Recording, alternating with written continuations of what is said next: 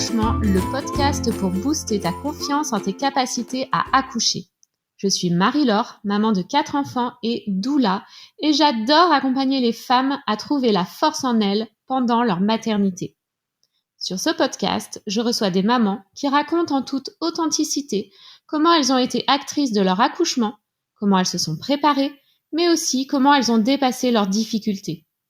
J'espère que ces histoires t'inspireront pour toi aussi pouvoir vivre ton accouchement pleinement et peut-être même transformer ta vie. Je suis ravie de te retrouver dans ce nouvel épisode, mais avant de commencer, j'ai une grande nouvelle à t'annoncer. Le fameux challenge accoucher sans péridurale dont la plupart des mamans parlent dans les épisodes de podcast revient. Il aura lieu du 4 au 8 mars et les inscriptions sont actuellement ouvertes. Tu peux t'inscrire depuis mon site internet naissancenonviolente.com, depuis mon compte Instagram ou directement dans les notes de ce podcast, je te mettrai le lien. Très bonne écoute à toi. Bonjour Adriane. Bonjour. Je suis ravie de t'accueillir aujourd'hui pour ton récit d'accouchement dans le podcast. Alors, on se connaît pas vraiment. Tu me suis sur les réseaux, c'est ça? Tu suis le compte Naissance non violente? Exactement, et j'ai beaucoup écouté les podcasts aussi. Donc, maintenant, tu viens contribuer à la richesse du podcast en nous livrant ton histoire. Exactement. Eh ben, merci beaucoup d'avance. Alors, dis-nous tout. Donc, toi, tu as eu une petite fille qui s'appelle Célestine, et qui a quel âge au moment où on tourne? 2 mois et demi à peu près. Ok, donc 2 mois et demi. C'est ton premier bébé? Oui, exactement. Ok. Je crois que tu habites en Suisse? Exactement, en Valais. Ah, Valais. Donc, ça va être intéressant aussi de voir un petit peu comment ça se passe en Suisse. Comment ça s'est passé quand tu es tombée enceinte? Est-ce que tu avais, enfin, qu'est-ce que tu voulais comme accouchement? Est-ce que tu étais un petit peu renseignée? Est-ce que tu avais des envies particulières? Moi, j'ai toujours voulu, et dans ma tête, j'avais envie d'accoucher sans péridurale. Alors après, c'était bon, est-ce qu'on y arrivera? Est-ce qu'on n'y arrivera pas? Est-ce qu'on essaye de mettre en place des choses pour ça ou pas? Donc au départ, j'étais un peu partie en me disant, bah, on verra bien. Je sais que j'ai une assez bonne endurance à la douleur. Du coup, je m'étais dit, bon, déjà, c'est de mon côté ce côté-là. Et puis après, plus j'ai avancé dans l'accouchement, dans la grossesse, plus je me suis dit, il faudrait quand même peut-être se renseigner un petit peu plus, quoi.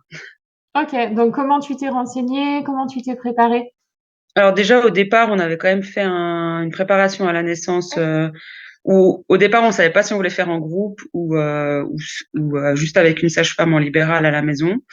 Après, on a assez vite pris le choix de quand même faire en groupe parce qu'on s'est dit un premier bébé, c'est assez cool aussi de discuter avec d'autres personnes qui sont dans la même situation que nous. Surtout que nous, en fait, on est en Valais maintenant, mais on était à Genève. Enfin, on est de Genève à la base, donc Mhm. ce côté vraiment collé à la France. En fait, moi, j'ai la double nationalité, mes parents sont français, et puis du coup, on s'est dit, bah, c'est aussi une manière de rencontrer des gens qui sont dans la même situation, quoi. Et puis ça, c'était cool parce qu'on a fait à l'hôpital, du coup. Ok. Et puis, on avait 6 séances, je crois, c'était. Et puis, du coup, on a pu visiter les salles d'accouchement. On Mhm. a pu visiter, on a visité tout l'hôpital, etc.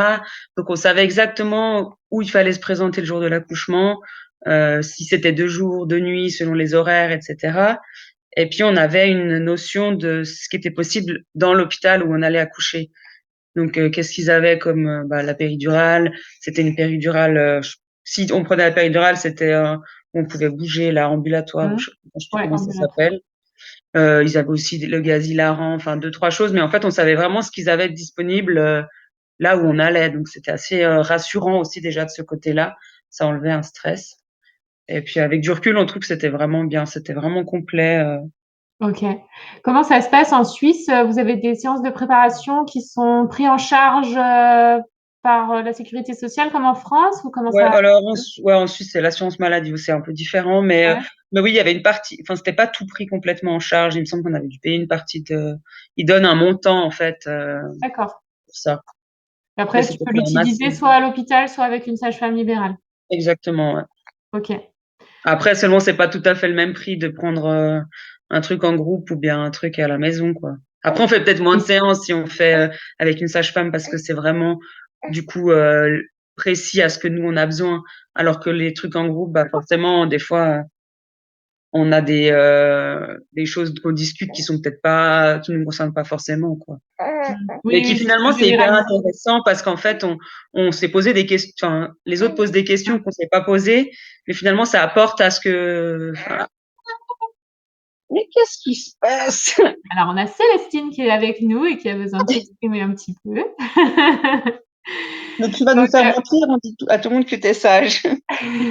je vois bien ce que tu veux dire parce que c'est vrai que moi j'ai un programme en ligne en groupe qui s'appelle Objectif Naissance et c'est vrai que les questions des unes servent à tout le monde, surtout quand on attend un premier bébé et qu'on découvre tout. C'est intéressant d'avoir les questionnements de tout le monde parce qu'il y a des trucs qu'on n'y aurait même pas pensé, quoi. Oui. Et puis on avait tous un profil complètement différent, donc on s'est tous renseignés sur des choses, mais pas forcément la même chose. Donc ça apporte à chacun à chaque fois. Et c'est vrai que je trouvais que c'était vraiment une bonne formule, en tout cas pour un premier bébé. D'accord. En tout cas, pour vous, ça a été riche et ça a Ouais. répondu à vos besoins. Parce qu'ils expliquaient vraiment, enfin, même avec elle, en fait, avec la sage-femme, toutes les phases, différentes phases de l'accouchement, la dilatation, mais même, enfin, les phases de l'accouchement qui vont se passer, mais aussi mécaniquement sur des dessins, parce que bon, on parle toujours de dilatation, de trucs, mais en fait, c'est très flou quand on Ouais. n'est jamais été dedans. Puis là, bah, sur des dessins, ils nous ont montré. Enfin, vraiment, moi, j'ai trouvé que c'était très complet comme accompagnement, quoi. En tout Ok. cas, avec celle qu'on a eue nous. Après, je sais pas si c'est tout le temps la même chose, Bien forcément, sûr, oui. Mm. toujours Est-ce que différent. dans la préparation que tu as eue, on vous a parlé de l'accouchement physiologique ou c'était quand même plus orienté sur des accouchements médicalisés avec péridurale, avec intervention médicale? Non, ils ont parlé des deux, parce qu'en fait, sur les 4 couples, il y en était en tout cas 2 à pas vouloir la péridurale. D'accord. Donc la La moitié, c'est chouette. Et puis la troisième, c'était dans son objectif, mais finalement, mais voilà, elle a dit, elle s'était pas pas beaucoup préparée dans ce sens-là, mais elle a dit, j'aimerais bien, mais voilà, c'était un peu moins le point sur la table, quoi. Ouais. D'ailleurs, l'autre, elle a fini en maison de naissance, finalement, elle a changé d'avis, elle a pas Ok. voulu faire la maternité. Ouais. Et ben je veux bien aussi que tu nous en parles de ça du coup. C'est comment en Suisse? Est-ce qu'il y a plus d'accouchements à la maternité? Est-ce que les maisons de naissance sont développées? Est-ce que l'accouchement à domicile aussi est développé?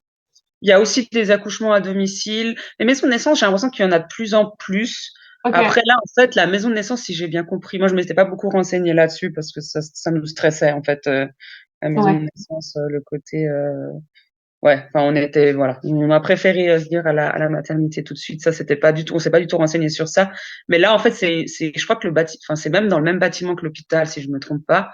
C'est Ok. vraiment, il y a 2 portes qui séparent, en fait, la maison de Hmm. naissance de la, de la maternité. Je crois qu'il y a les urgences au milieu, en fait, un truc comme ça.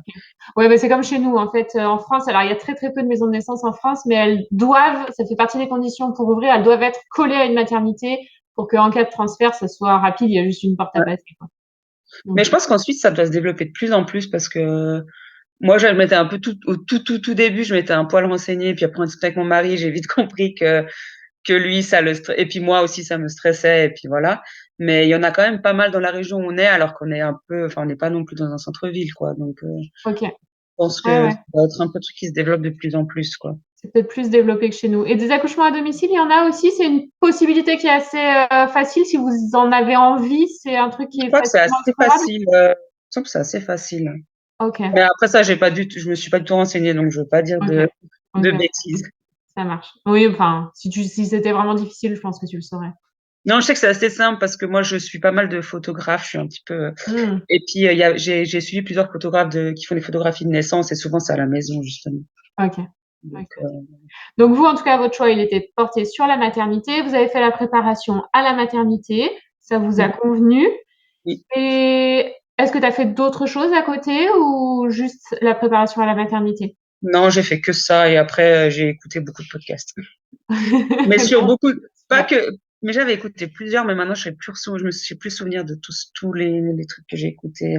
Après, j'ai suivi aussi pas mal de témoignages enfin, sur Instagram, des fois, il y a en fait, moi, on s'est mariés en 2022, puis j'avais suivi pas mal de mariés qui organisaient leur Eh ben mariage. oui. Et puis, il y en a beaucoup qui sont devenus mamans entre-temps, Et et puis oui. beaucoup qui ont un peu, du coup, des témoignages de leur accouchement, etc. Et Ok.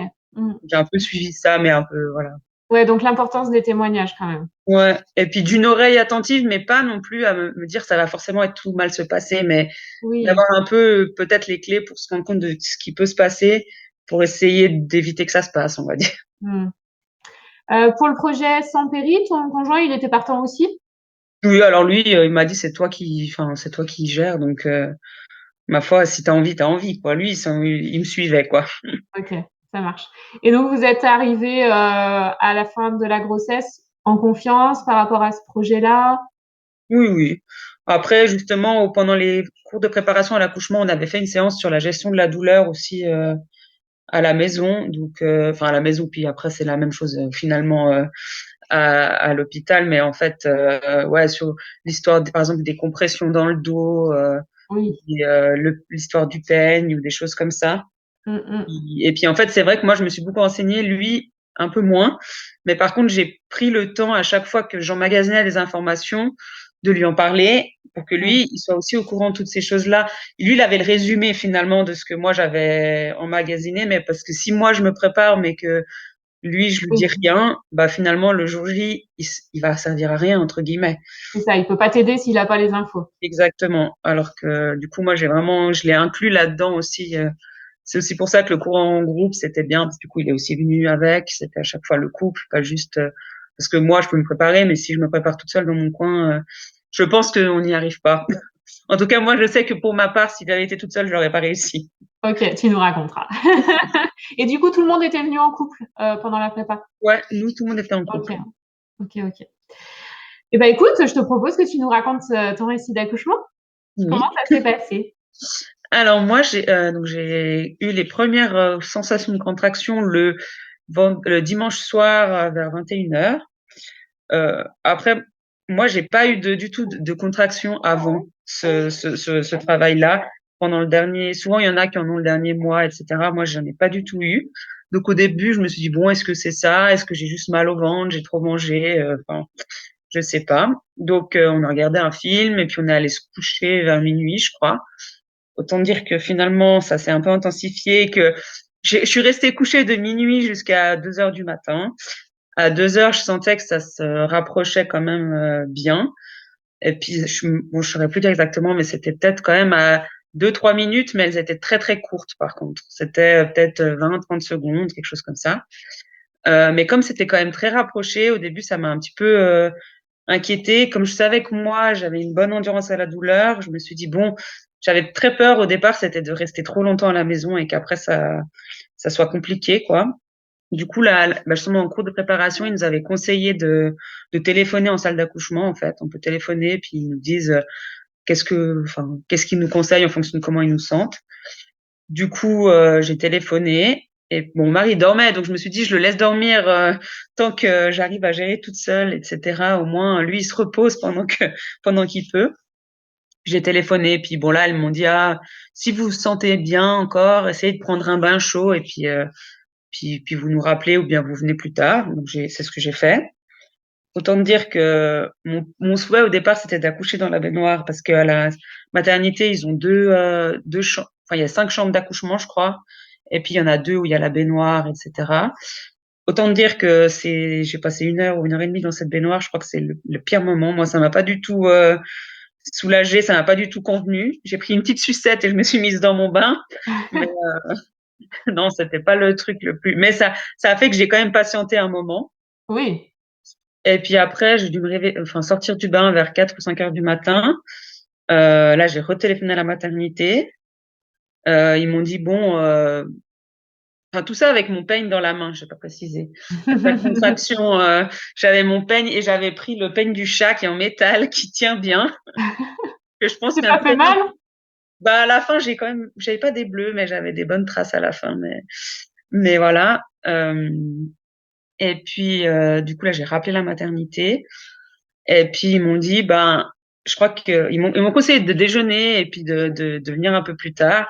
Puis après, c'est vrai que mon mari, il avait commencé à me faire des accompressions dans le dos. Et puis, au bout d'un moment, je me suis rendu compte que sans ça, j'aurais du mal à tenir les contractions. C'est ça un peu qui m'a fait dire: «Bon, on va gentiment y aller». Du coup, on est parti. je sais plus exactement à quelle heure on est parti, mais on est arrivé à la maternité, c'était 7 heures, on avait 20 minutes de route. Moi, dans ma tête, complètement stressée, j'avais préparé ma carte je crois, le truc du sang, la carte d'assurance maladie, les papiers, les sangles du monito, parce que j'avais fait un premier, comme j'avais dépassé 3 jours le terme, j'avais déjà été faire un contrôle, puis il m'a dit, ah bah, vous les reprendrez pour le jour de l'accouchement. Voilà, si je les oublie, c'était pas dramatique, hein. Mais moi, voilà. Donc, on a fait la moitié du trajet. J'ai dit à mon mari, oh, j'ai oublié mon sac à main, il faut retourner chercher tout ça. Juste la petite anecdote, mais donc j'ai été rechercher tout ça alors qu'il n'y en avait pas besoin. Au final, ils ont même pas demandé. Et puis, donc on est arrivé à 7 heures. Donc c'était au moment de la relève de quart entre les. Donc ils sont arrivés, ils nous ont mis dans une salle, ils mettent dans une première petite salle où ils nous font le monito pour voir les contractions, le cœur du bébé, etc. Puis ils nous ont laissé un petit moment. Et puis après, au bout d'une demi-heure, je crois qu'ils enregistrent, elle est revenue. Donc ça, c'était la demi-heure presque la plus, je trouve la plus dure parce que c'est là où on peut pas bouger, on est couché. Oui, Et puis ouais. là, bah, c'est justement, on est tout seul, on peut pas avoir d'aide, quoi. Donc là, c'était un peu hard. Puis dans cette salle, ils nous avaient déjà, on pouvait déjà un peu faire ce qu'on voulait. Nous, on avait pris une petite box avec de la musique. Et puis j'avais pris une petite veilleuse. Donc on avait déjà mis ça, puis pas mis de lumière, etc. On s'est assez vite remis dans notre bulle. Et puis après une demi-heure, du coup, ils nous ont mis dans une autre salle, la salle d'accouchement, quoi. Mhm. Et puis bon, là, on a eu une des plus vieilles salles, donc justement, il n'y avait pas la possibilité de temporiser la lumière, etc. Donc j'étais bien contente d'avoir pris mes petites veilleuses parce que du coup, on a mis juste la lumière je crois qu'il y a une lumière sur le lit pour regarder Mhm. normalement. Puis bah, on a éteint les autres lumières et puis on avait juste mis notre petite lumière à nous. Donc ça, c'était assez cool. Et puis là, on a continué tout le long avec mon mari qui me faisait des pressions dans le dos. Euh, Au départ, il les faisait, mais en fait, on faisait pas tout à fait juste. La sage-femme, elle nous a aussi un peu aidé à positionner mieux les mains ou des choses comme ça. Au départ, c'est lui qui appuyait sur mon dos. Au final, c'est moi qui gérais qui appuyait sur lui. Puis c'est vrai que ça en était assez impressionné parce que moi, j'ai l'impression, quand on parlait le lendemain de l'accouchement, que j'appuyais un petit peu, quoi. Et le lendemain, mon mari, il m'a dit, mais tu te rends pas compte, j'étais les deux mains, les pieds par terre pour pas que la chaise, elle glisse, quoi. Ouais, on a de la force, hein. Et ouais, et c'est vrai que moi, ça, sur le moment, je n'avais pas du tout cette impression. Mm. Mais en tout cas, c'est vrai que moi, ça m'a beaucoup aidé. Puis tout ça, toujours encore avec le peigne Ouais. enfin, pour chaque contraction. Après, moi, hors des contractions, j'arrivais beaucoup aussi à me reposer. Enfin, Mm. j'ai pas du tout, à la maison, même souvent, on dit, ah, il faudrait se déplacer pour accélérer le travail, etc. Moi, je me concentrais sur la contraction et puis entre les contractions, j'essayais de me reposer ou des choses comme ça. Même à la maison, j'ai pas dit, mais par exemple, j'étais allée sur les toilettes Mm. enfin, à l'envers en mettant l'oreiller et puis les mains croisées sur le réservoir de l'eau ou des choses comme ça. Enfin, vraiment, et même après la maternité, du coup, j'avais pris mon oreiller parce que je me suis dit, pendant tout le pré-travail que j'ai fait à la maison, j'étais tout le temps couchée, les bras croisés, dans la tête dans l'oreiller. Et je me suis dit, bah, à la maternité, peut-être d'avoir cette odeur et d'être un peu cette sensation d'être à la maison plutôt que de faire la même chose avec le coussin de la maternité. Je me suis dit, oh, c'est peut-être un peu moins agréable, on va dire. Ouais, ça faisait une continuité du Ouais, coup. il m'a suivi tout le long. C'est le seul truc qu'on n'avait pas préparé, mais qu'on a pris, puis c'est le seul truc qu'on s'est servi parce qu'on avait une valise, mais on n'a rien servi. Et voilà, on était prévoyants. Et puis on a continué comme ça jusqu'à ce que j'ai un peu l'impression d'avoir envie de pousser. Mhm. Et puis du coup là, on a fait un toucher vaginal pour savoir à combien j'étais. Donc, Et t'en puis, avais pas eu du tout ah jusqu'à si, j'en présent? avais eu un quand on est arrivé, en même Ok, temps que le monito. Et là, ok, j'étais déjà à 5 quand je suis ok, arrivée. d'accord. Et donc là, il s'est passé combien de temps à peu près de contraction depuis le temps où tu es arrivé et le moment où tu as eu le deuxième toucher vaginal? Alors, je suis arrivée à 7 heures et puis j'étais à 9 quand on a fait le toucher vaginal, c'était 9h30. Ok, donc ça allait vite. Ouais, ça allait assez vite. Et puis, donc, j'avais un peu cette sensation, etc. Là, j'ai perdu les os. Je sais plus si c'était dans quel sens on a fait les Ouais. choses, mais c'est plus ou moins en même temps. Et puis après, elle m'a dit, bon, du coup, t'es déjà à 9. Et puis, Mais assez vite, j'ai eu encore plus envie de pousser. Puis elle me disait, mais peut-être c'est pas tout de suite, etc. Et j'étais là, mais là, ça commence à vraiment être violent, quoi. Et du coup, là, on s'est mis sur le lit. Donc, au départ, j'ai commencé à pousser à quatre pattes, je crois que c'était. Mais c'était pas très efficace. Après, je me suis mis sur le côté avec Mhm. une jambe relevée. Et puis au bout d'un moment, ça évoluait pas beaucoup non plus. Et puis j'ai fini sur le dos, mais pas avec les jambes, enfin avec les, en fait, en prenant les genoux contre moi. Ok. Et puis, mais alors ça, par contre, c'est vrai que moi j'ai l'impression que ça a duré des heures et des heures. Enfin, en même temps, j'ai pas l'impression que ça a duré des heures. Mais en même temps, je me souviens que j'étais dilatée à 9. Et puis après, j'ai accouché à 9h30. Et puis après, j'ai accouché, c'était 11h15. Mais j'ai pas Ouais. poussé tout ce long-là parce que ça m'étonne de Oui. pousser pendant 2 heures. Mais après, elle est restée coincée un peu trop longtemps à son goût. Enfin, il y avait le cœur qui commençait un petit peu à descendre du bébé, etc. Donc, au bout d'un moment, elle m'a dit, soit ça sort cette fois, soit au bout d'un moment, ça va être épisiotomie parce que là, il faut qu'elle sorte, quoi. Donc à ce moment-là, j'ai dit, alors, j'ai pas fait ce travail jusqu'ici pour pour finir avec une épisio, donc on a tout donné. Et puis non, elle est sortie comme ça. Ok, bravo. Voilà. Et Non, pas puis après, d'épisio. ouais, pas Un petit coup d'épisio. d'adrénaline qui fait que c'est bon, je vais la sortir. Ouais, j'étais là, non, non, mais là, maintenant, on n'a pas été jusqu'ici pour qu'on coupe tout, quoi. C'est pas possible. Puis là, quand elle est sortie, elle était un peu bleu vert, enfin un peu bleu violette, je crois. Ils ont eu un petit peu peur, donc ils ont coupé assez vite le cordon. Puis ils l'ont prise, puis ils sont partis avec mon mari. Mais ils l'ont mis, je sais pas, 20 secondes sous la couveuse, puis elle a crié, puis ils sont revenus tout de suite après. Et puis moi, je me suis même pas forcément rendu compte de ça, quoi. Hmm. Et après, ils Après, avaient. oui, je sais pas comment elle était, mais enfin, c'est souvent que les bébés naissent bleu, violet Ouais, et couper le cordon vite, c'est pas forcément la meilleure idée.